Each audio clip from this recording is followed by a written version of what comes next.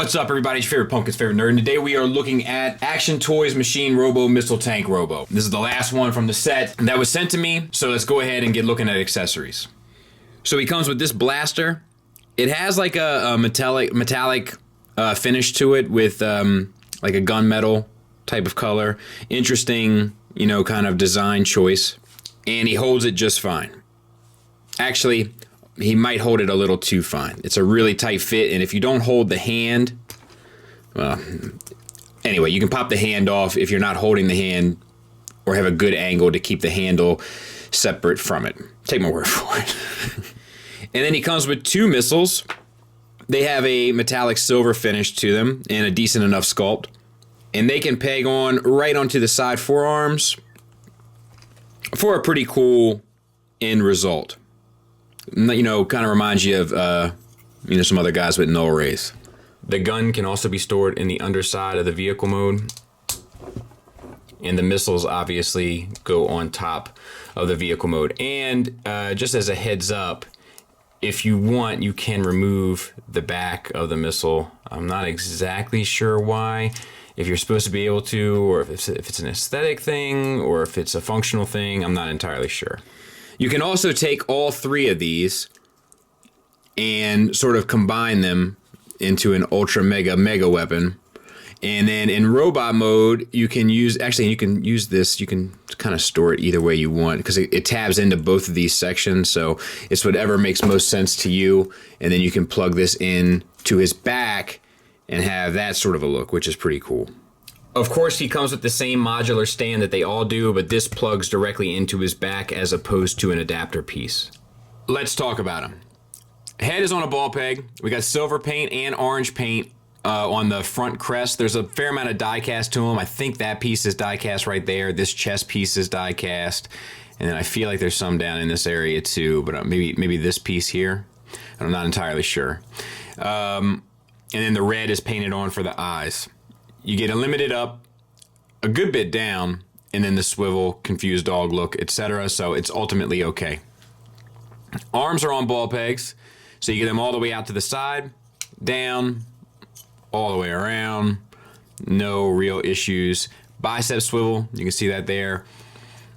There is like a lot of, you know, little hollow choices being made. Single hinged elbow gets you more than 90 degrees, almost the full run. And then the wrists are on little ball pegs. How do I know? Because I've popped the hands off trying to get the gun in and out. And that's it for detailings. Now, I wish this has a tendency to come undone. It will stay. It's just as you're manipulating them. Waist swivel and a slight ab crunch. I don't think it's meant to be there, but it is technically there because of the way that it transforms. But you do get the waist swivel. T-jointed ball joints for hips to get you the full Van Damme and the full Monty. Got that hollowness going on up in there. It's a Hasbro tactic. I'm not crazy about that. Thigh swivel. Knee, 90-degree bend. We got the gunmetal there, the red there, orange there, the gunmetal tracks with the silver accents, and then the metallic blue on the windshield there, and then the silver and red. So a lot of detailings down in the lower legs.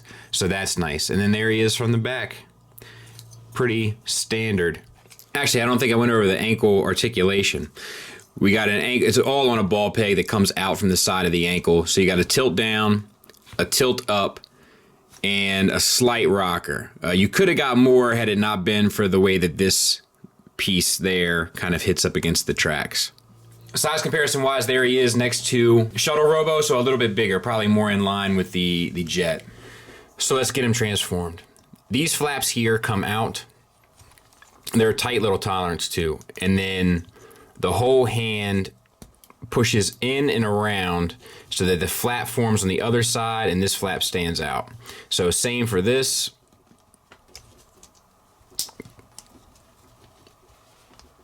And then there it goes.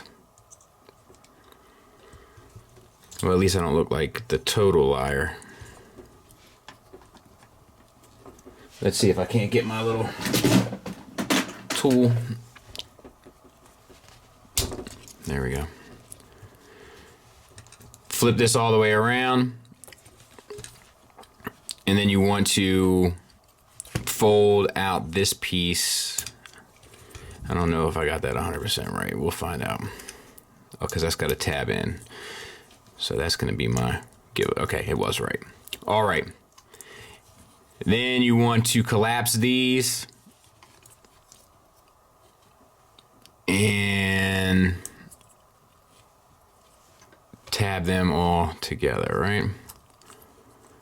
But you want these on the outside. So let's see, where's the tab? There it is. Like that.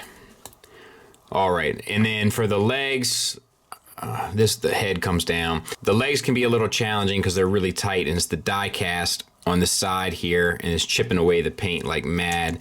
But you want to untab this, and you basically want to straighten it out. So there's one piece straightened, and then you want to get this outside piece straightened so that it all sits nice and flush, and then this faces forward. So same for the other side. There we go. Down, tab in, and then the other piece out and around, tab in, and then this piece. Once you have it completely elongated with the back piece up, you want to kind of sandwich it together. So move the leg to the back, move this part around to the front, make sure the head is down. All this stuff ends up tabbing into the sides, so you got to kind of finagle it as you maneuver it.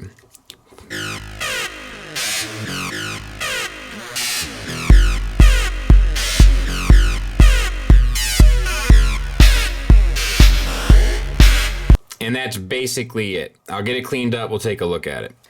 And that's vehicle mode. I mean, obviously it doesn't roll or anything, but I think it looks pretty cool. There's a pretty decent gimmick to it where this piece like lifts up, and then you can, it's like a soft ratchet that this can, actually, I don't know if that's a soft, no, it's not a ratchet. That's an engineering issue, I think. But anyway, it still works, where you can rotate this around, up and down, and that's pretty cool.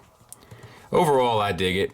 It's kind of a pain to get here because of the joint tolerances, and I know like getting all this stuff lined up is a bit of a pain. I know watching it in fast forward isn't very helpful, so I'm going to run it back into robot mode only because of how painful that was. There it is next to Tiger Tracks, and we'll probably do that in place of a skit today. I'm running out of skit ideas, you know what I mean? It's hard. So let's take off all this stuff, and we'll unpeg this from the bottom. It's hard to get a good grip on it. All right. Then we can lift this up. We can lift the head piece up, split the legs out and around, straighten them out. Once you have them straight, you can rock them inside, the first group inside, and then the second group outside while you turn the ankle down. And there's one leg. Other side, rock inside, rock outside, turn the foot down, and there's the other leg. It's a lot easier to go to robot mode. Split the arms, bring them around and up, flip the head back, flip the elbows around, arms down, and let's flip the hand. I might need to go the other way. Around, and look at that nice little cover they gave you on this guy. And around, cover, down. And that's it. Final thoughts wise, I think it's a pretty cool little figure. I put it probably between the Battle Robo, that was probably my favorite of the three little ones, and the Shuttle Robo being my least favorite of the three. The issues here mainly come down to joint tolerances. You know, there's just some really tight places, and there's some parts that are hard to get everything to tab into place because of how little room there is to kind of maneuver stuff around other pieces. That's the main issue. I think that some people might have an issue with his proportions.